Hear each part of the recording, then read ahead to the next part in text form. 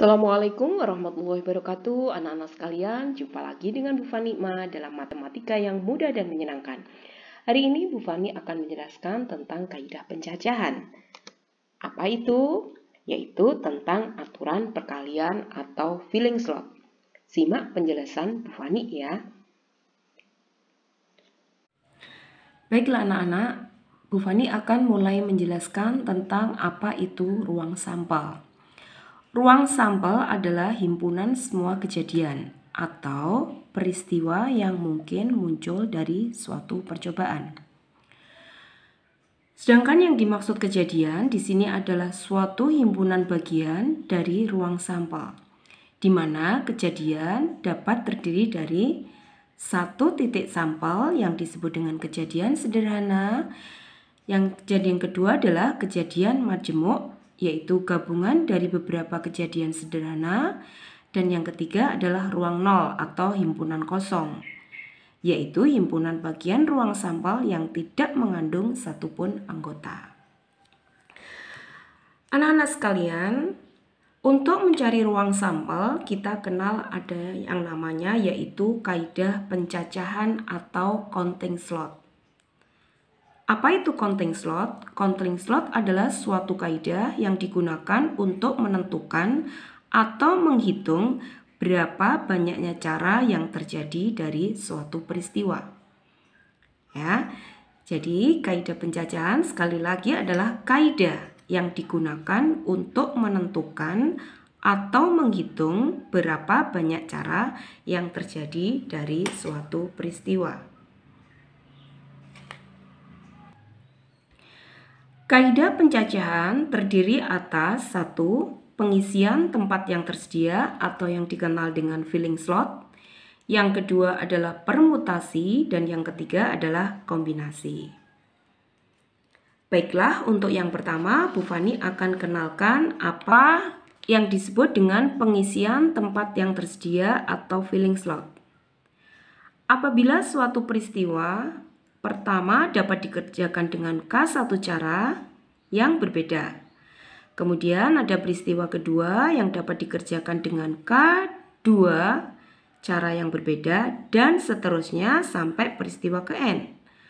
Maka banyaknya cara yang berbeda dari semua peristiwa tersebut adalah saya lambangkan dengan K, ya, di mana K sama dengan K1 ini tadi adalah banyaknya cara dari peristiwa yang pertama dikalikan K2 adalah banyaknya peristiwa dari cara yang kedua dikalikan sampai dengan Kn.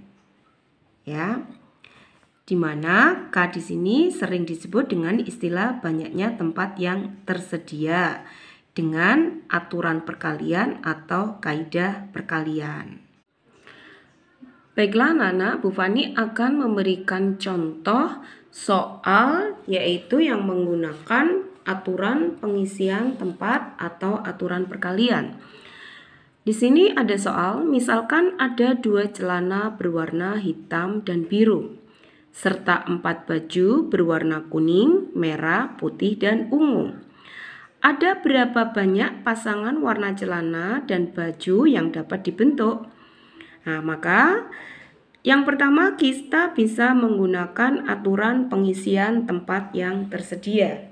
Nah, jadi saya misalkan di sini celana, ya. Memilih celana adalah pemilihan peristiwa yang pertama. Yang saya lambangkan dengan K1 adalah banyaknya cara memilih celana ada berapa? Ada 2, kita bisa memilih hitam dan biru, berarti ada 2 cara. Kemudian yang kedua adalah peristiwa pemilihan baju. Nah, jadi banyaknya peristiwa yang saya lambangkan dengan K2, peristiwa pemilihan baju, kita bisa milih dengan berapa cara? Yaitu kita bisa milih kuning, merah, putih, dan ungu, sehingga di sini ada 4 cara. Nah, maka di sini banyaknya peristiwa pemilihan celana dan baju saya lambangkan dengan K adalah K1 dikalikan dengan K2 sama dengan 2 kalikan 4 sama dengan 8. Jadi, banyaknya pasangan yang bisa kita kombinasikan antara celana dan baju itu ada 8. Atau kita bisa menggunakan seperti ini, kotak ya. Kita buat kotak 2. Kenapa kita buat kotak 2? Yang satu ini adalah untuk pemilihan celana. Dan yang kotak yang kedua adalah pemilihan baju. Nah, kita bisa tuliskan untuk pemilihan celana ada berapa cara? Ada 2. Sedangkan pemilihan baju ada 4 cara. Maka banyaknya cara atau banyaknya kombinasi yang bisa kita gabungkan antara celana dan baju itu adalah sebanyak 2 kali 4 sama dengan 8. Inilah yang dinamakan dengan aturan perkalian atau pengisian tempat yang tersedia. Oke, bisa kalian pahami? Baiklah, sekarang selain dengan aturan pengalian, kita bisa juga dengan menggunakan cara namanya dengan pasangan terurut. Ya, jadi untuk menggunakan dengan pasangan terurut, di sini saya misalkan gitu, ya. Saya misalkan di sini himpunan warna celana, misalkan gitu ya, himpunan warna celana. Di situ saya lambangkan dengan C, yang anggotanya adalah hitam yang saya singkat dengan H dan biru yang saya singkat dengan B. Kemudian yang kedua adalah himpunan warna baju yang saya lambangkan dengan B, himpunan B yang terdiri dari baju kuning yang saya singkat K, kemudian baju merah, baju putih, dan baju ungu. Nah, maka himpunan pasangan terurut atau himpunan pasangan berurutan, jadi himpunan pasangan terurut dari himpunan C dan himpunan B ya dapat dituliskan. Dapat kita tulis sebagai himpunan dari ruang sampel, yaitu himpunan banyaknya kejadian. Apa saja? Kita bisa memasangkan celana hitam dengan baju kuning. Kita bisa memasangkan celana hitam dengan baju merah. Kemudian kita bisa memasangkan celana hitam dengan baju putih. Dan kita bisa memasangkan celana hitam dengan baju ungu. Kemudian yang selanjutnya kita bisa memasangkan celana biru dengan baju kuning. Celana biru dengan baju merah. Celana biru dengan baju putih. Dan celana biru dengan baju ungu. Nah, inilah yang disebut dengan banyaknya kejadian. Jadi banyaknya kejadiannya ada apa? Berapa? Banyaknya kejadian yang dilambangkan dengan NS. Ini adalah banyaknya kejadian atau banyaknya peristiwa. Ya. Jadi NS sama dengan 8. Jadi perbedaannya, kalau tadi kita menggunakan aturan perkalian, kita hanya tahu berapa banyaknya pasangannya saja. Akan tetapi kalau kita menggunakan pasangan terurut, kita bisa mengetahui masing-masing titik sampelnya. Jadi ada 8 yang masing-masing adalah hitam dengan kuning, hitam dengan merah, hitam dengan putih, dan seterusnya. Oke? Sekalian pahami? Nah, sekarang Bu Fani jelaskan yaitu cara yang ketiga, yaitu dengan menggunakan diagram pohon. Ya, kita misalkan di sini tadi adalah, karena yang kita pilih adalah celana dan baju ya. Jadi di sini ada warna celana. Warna celananya tadi apa? Hitam. Yang saya singkat dengan H tadi. Dan ada warna celana yaitu biru yang saya singkat dengan B. Kemudian di sini ada warna bajunya. Ya. Jadi celana hitam yang pertama bisa kita pasangkan dengan baju berwarna tadi adalah bajunya kuning yang saya singkat dengan K. Kemudian ada baju berwarna merah yang saya singkat dengan M. Kemudian ada baju berwarna putih yang saya singkat P. Dan ada baju berwarna ungu yang saya singkat dengan U. Jadi dari sini kita bisa membuat pasangannya yaitu hitam dengan kuning. Hitam dengan kuning. Kemudian ini hitam dengan merah. Hitam dengan merah. Kemudian ini hitam dengan putih. Dan yang selanjutnya adalah hitam dengan ungu. Nah, kemudian yang selanjutnya untuk yang celana biru.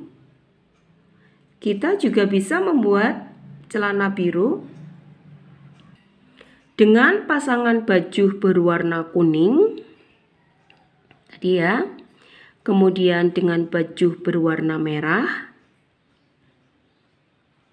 Dengan baju berwarna putih. Dan dengan baju berwarna ungu. Nah, sehingga bisa kita temukan pasangan yaitu celana biru dengan baju kuning. Ini celana biru dengan baju merah. Celana biru dengan baju putih, dan celana biru dengan baju ungu. Nah, dari sini kita temukan banyaknya pasangan yang bisa kita buat antara celana dan baju yaitu ada 8. Jadi ini tadi sama dengan yang menggunakan pasangan terurut ya. Kita sekaligus bisa mengetahui masing-masing titik sampelnya. Nah, selanjutnya cara yang keempat yaitu dengan menggunakan tabel silang. Bagaimana menggunakan tabel silang? Nah, di sini akan saya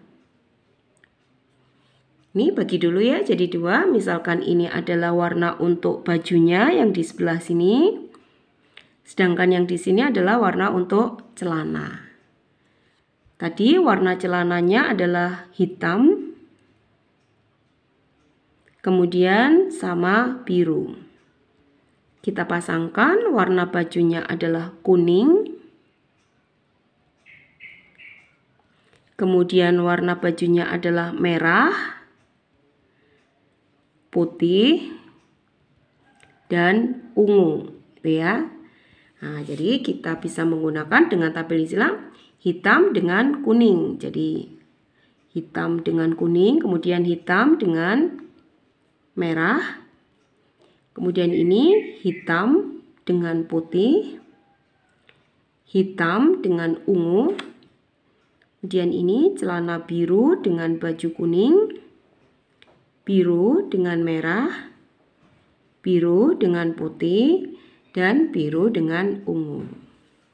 Nah, anak-anak sama ya, jadi ini jumlahnya adalah ada 8 pasangan warna celana dan baju yang dapat dibentuk. Oke anak-anak, jadi Bu Fani sudah jelaskan tadi ya, pengisian tempat yang tersedia dengan aturan perkalian. Kita bisa menggunakan ini tadi, aturan perkalian. Kemudian bisa menggunakan pasangan terurut. bisa menggunakan diagram pohon dan juga dengan tabel silang. Baik anak-anak, sekarang saya lanjutkan dengan contoh yang kedua dari penggunaan aturan tempat yang tersedia atau dengan menggunakan aturan perkalian. Kamu perhatikan ya, ada 8 jalan dari P ke Q dan ada 4 jalan dari Q ke R. Banyaknya cara Tutik berjalan dari P ke R melewati Q dengan tidak melewati jalan yang sama. Nah, untuk lebih mudah kita gambarkan sketsanya dulu. Misalkan di sini adalah kota P gitu ya.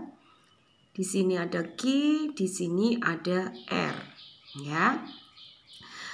Dari P ke Q di sini ada 8 jalan. Dari Q ke R di sini ada 4 jalan. Yang berarti di sini gitu ya, dari P ke Q itu ada 8 ya. Jadi dari P ke Q kita misalkan di sini berarti K1 sama dengan 8. Kemudian yang selanjutnya dari Q ke R ada 4 jalan. Maka di sini peristiwa dari Q ke R ya, kita misalkan yaitu K2, di sini ada 4 cara kita bisa memilihnya. Maka di sini banyaknya jalan K ya, yaitu banyaknya cara atau jalan, cara Tutik berjalan dari P ke R melewati Q, berarti harus dari PQ dulu kemudian ke QR gitu ya. Berarti kita tinggal mengalihkan K1 dikalikan K2.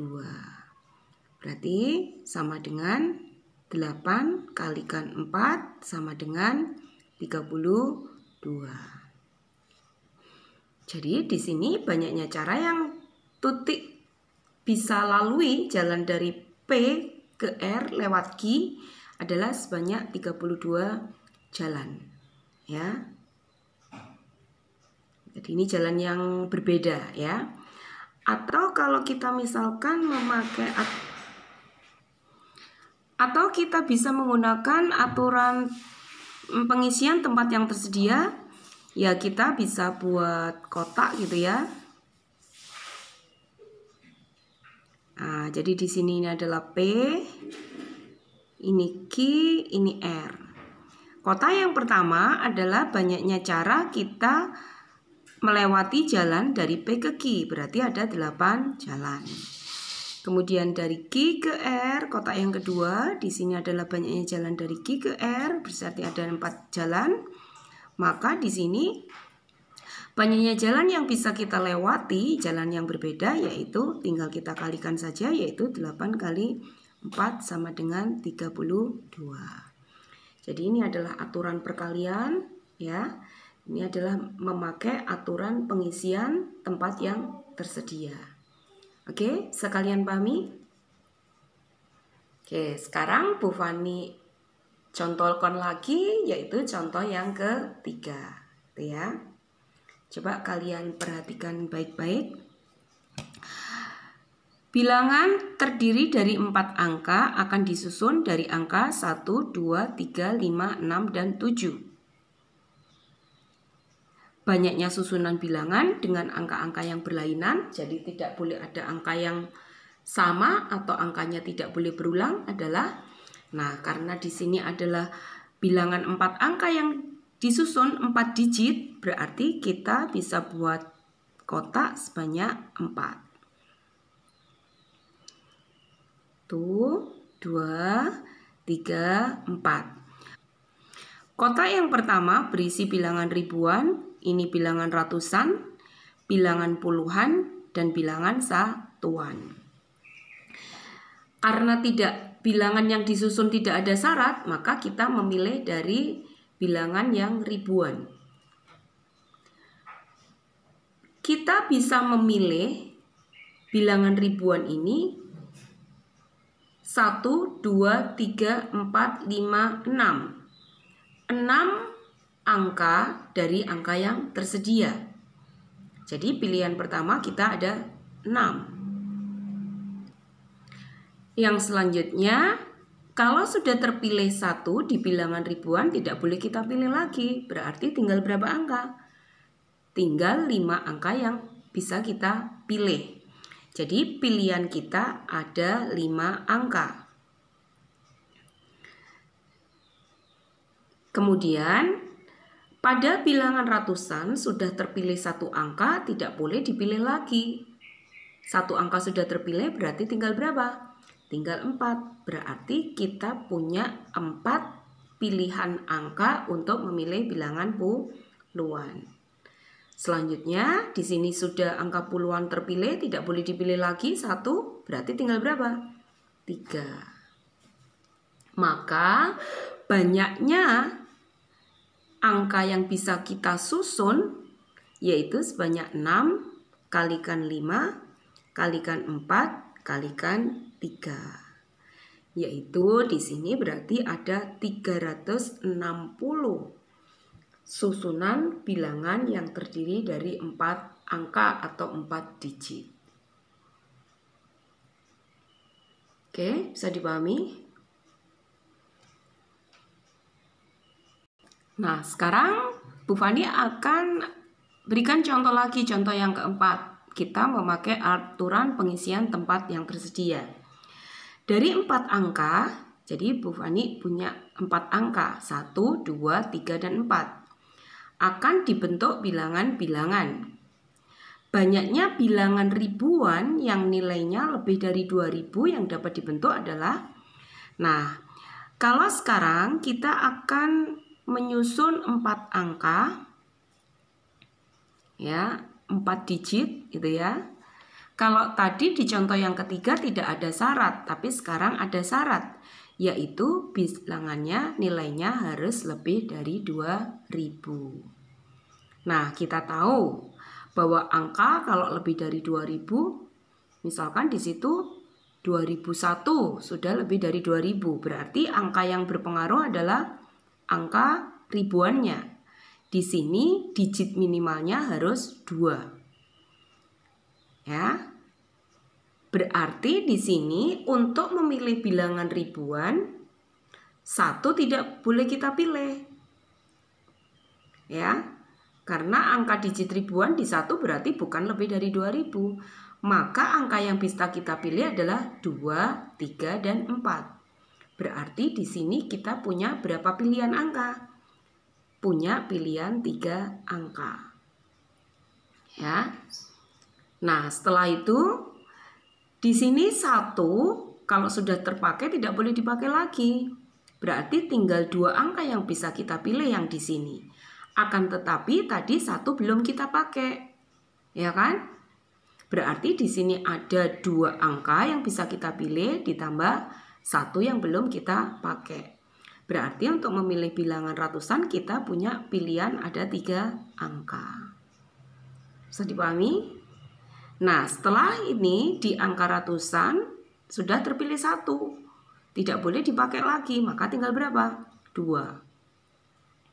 Yang selanjutnya di bilangan satuan, di sini sudah terpakai 1, tidak boleh dipilih lagi, berarti tinggal berapa pilihannya? Tinggal 1. Maka banyaknya bilangan yang bisa kita susun yang lebih dari 2000 adalah 3 kalikan 3 kalikan 2 kalikan 1, yaitu sebanyak 18 bilangan yang bisa kita susun, yaitu yang lebih dari 2000. Oke, bisa dipahami? Oke. Demikianlah anak-anak penjelasan dari Bu Fani. Bu Fani harapkan kalian bisa memahami materi dengan baik, terus latihan, dan jangan lupa berdoa dan beribadah.